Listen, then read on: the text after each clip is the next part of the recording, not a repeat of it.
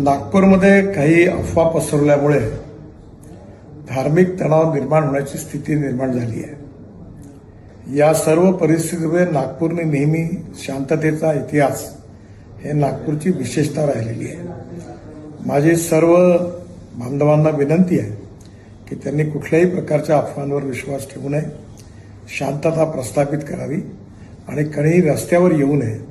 सगळ्यांनी कायदा आणि व्यवस्थेला सहकार्य करावं आणि सलोख्याचं आणि सौहार्दाचं वातावरण ठेवण्याची नागपूरची जी परंपरा आहे त्या परंपरेनुरूप आपला व्यवहार करावा। ज्या ज्या लोकांनी चुका केल्या असतील किंवा ज्यांनी गैरकायदेशीर कृत्य केले असतील त्यांच्यावर सरकार कारवाई करेल असा विश्वास मी आपल्या सगळ्यांना देतो।